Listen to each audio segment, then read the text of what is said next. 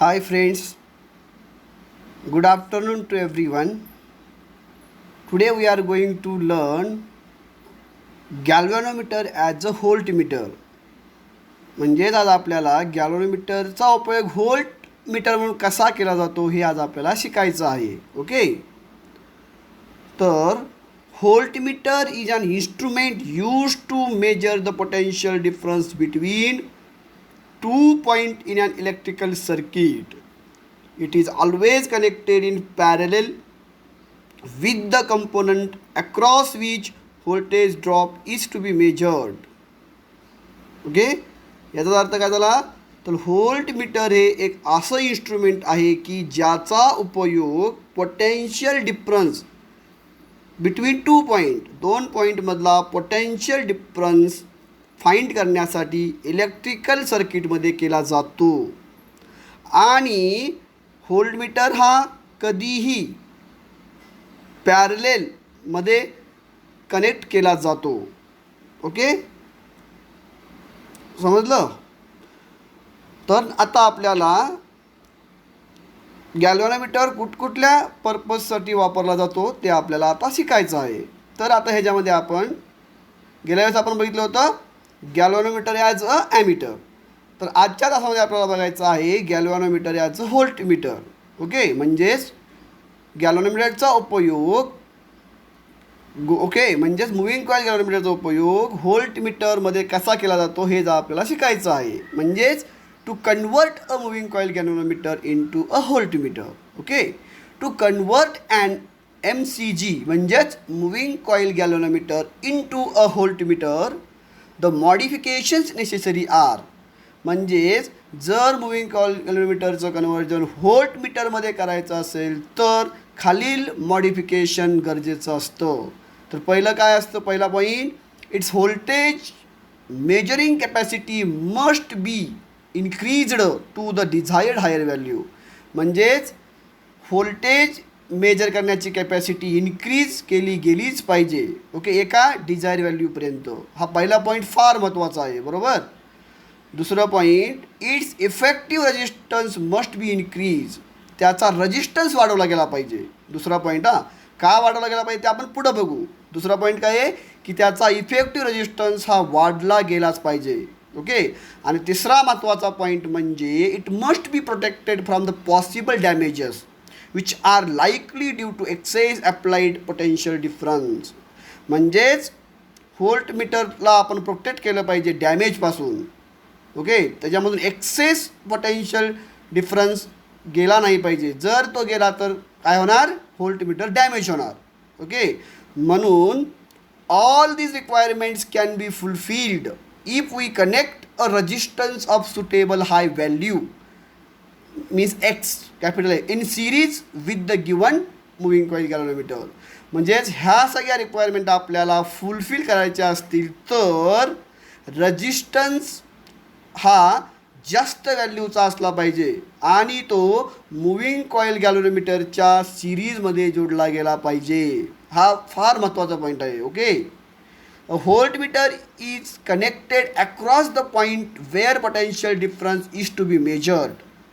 म्हणजेच काय, आपण व्होल्टमीटर कुठे कनेक्ट केला पाहिजे, अशा पॉईंटला कनेक्ट केला पाहिजे की ज्याचा पोटेन्शियल डिफरन्स किंवा ज्या पॉईंटचा पोटेन्शियल डिफरन्स आपल्याला फाइंड करायचा आहे, बरोबर.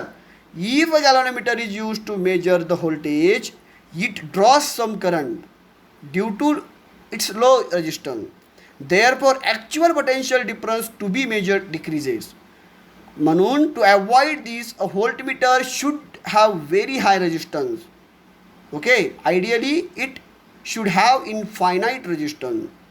म्हणजेच काय, जर गॅल्व्हॅनोमीटरचा उपयोग व्होल्टेज मेजर करण्यासाठी करायचा असेल तर त्यावेळेस काय होऊ शकतं, तर त्याच्यामधून करंट ड्रॉच होऊ शकतो थोडा थोडा.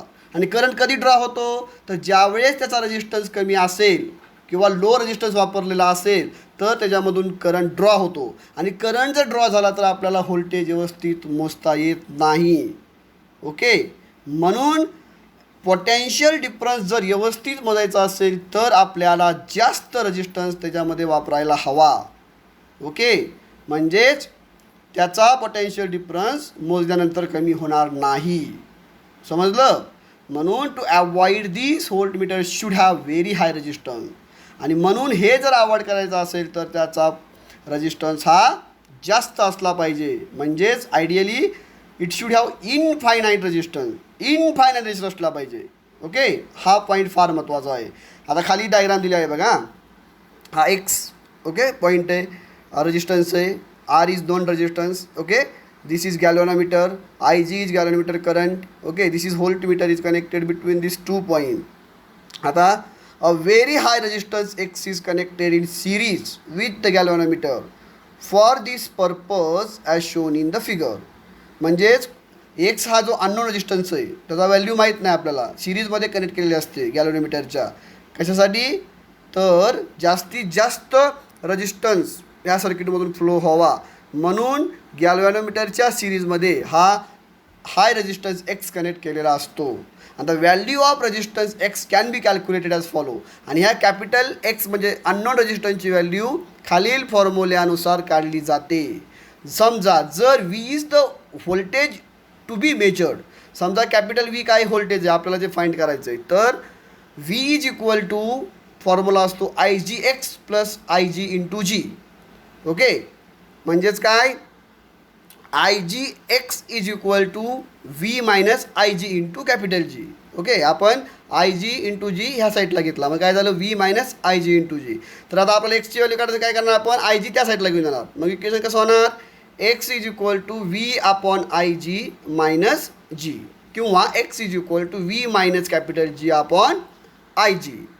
ओके, नाव ह्या इक्वेशनमध्ये I G is the current flowing through the galvanometer. G म्हणजे गॅल्व्हनोमीटर, आय म्हणजे करंट, गॅल्व्हनोमीटरमधून फ्लो होणारा करंट. ओके, आय जीचा अर्थ होतो. म्हणून this equation gives the value of resistance X. म्हणजे ह्या इक्वेशनवरनं आपल्याला अननॉन रेजिस्टन्स एक्सची व्हॅल्यू काढता येते. ओके, आता if N V is equal to V upon V G which is equal to V upon I G into G is the factor by which the voltage range is increased. Okay, ह्या फॉर्म्युल्यामध्ये आपण व्होल्टेजची value टाकली, करंटची value टाकली. Okay, तर आपल्याला व्होल्टेजची range वाढवता येते. It can be shown okay that X is equal to G into N minus one. This is the formula.